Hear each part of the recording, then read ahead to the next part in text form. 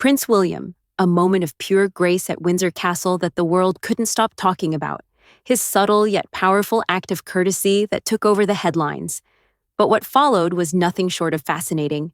Picture this: the grand halls of Windsor Castle, sparkling chandeliers hanging above, the royal family at the center of the world's attention. And there, in the middle of it all, Prince William, a man destined for greatness, but also a man who knows how to stand out in a crowd. As the evening unfolded at this glittering state banquet, William turned a simple gesture into one of the most talked about moments of the night. In front of cameras, in front of the world, he did something many might consider small, but with a weight that only a royal gesture can carry. He pulled out a chair for First Lady Melania Trump. That's right, while the glittering faces of diplomats and dignitaries made their entrances, it was Prince William who took the spotlight with his quiet yet profound display of chivalry. No grand speech, no camera-ready stunts, just pure, heartfelt courtesy. Now, let's think about that for a moment.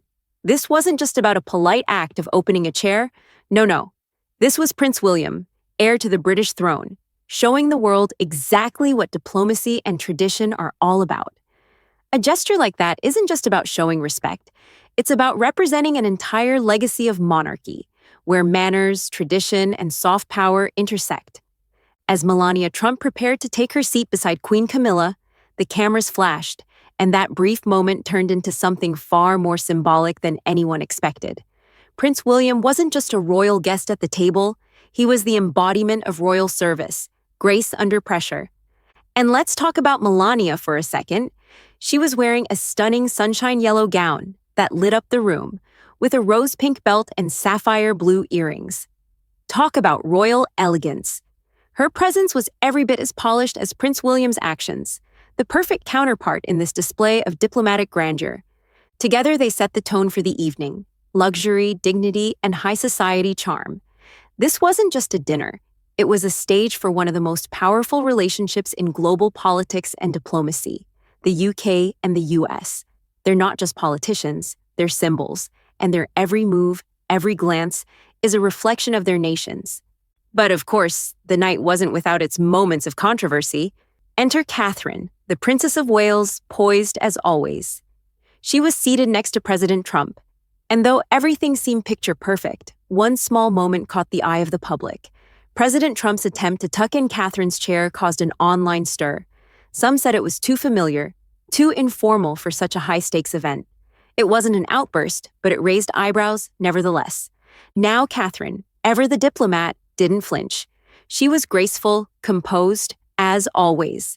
Clad in a bespoke gown by Philippa Leppi and jewelry passed down from the late Queen Elizabeth, Catherine embodied the very essence of royal poise. The way she handled the awkwardness in the room, pure class. But what happened next was even more surprising. When President Trump stood up to deliver his thank you speech, everyone expected the usual formalities. But then, as he thanked King Charles and Queen Camilla, he turned to Prince William and Catherine, giving them a very personal shout-out. "William and Catherine, thank you so much. It's been great being with you today," he said. But that wasn't all. Trump's gaze lingered on Catherine. And let's not forget, earlier in the day, he greeted her with an enthusiastic, "You're so beautiful, so beautiful." Was it just a compliment, or was there something more to it? Some felt it was too casual for a royal event, while others thought it was just Trump being, well, Trump. Here's where things get really interesting. The seating arrangements, for instance, sparked some quiet discussion. Catherine wasn't seated next to Trump himself, but rather a senior Trump official. Was this a diplomatic move? Was it a calculated decision to balance the room? We don't know for sure, but the optics certainly made waves. And Tiffany Trump, the president's daughter, she was noticeably absent from the prominent seats, and that led to whispers. Why wasn't she included? What was the significance of her exclusion? In a room filled with political power, these subtle details didn't go unnoticed. Now, beyond the glitz and glamour of the banquet, there were moments of warmth that stood in stark contrast to the formality. Melania Trump, for instance, joined Queen Camilla for a tour of Queen Mary's doll's house, an outing that showcased their shared interest in cultural diplomacy. Later, Catherine joined Melania for a visit to the Squirrel Scouts, proving that even in high-profile moments, personal connections and charity work continue to bridge divides.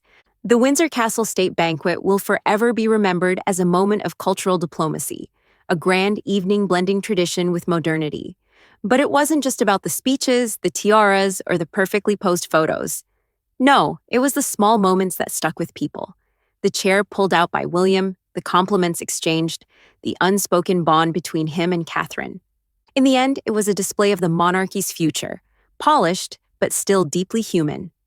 Prince William's small act of kindness didn't just speak of his respect for tradition, it spoke of a monarchy that is willing to adapt, to engage, and to show warmth, even in the most high-profile of moments.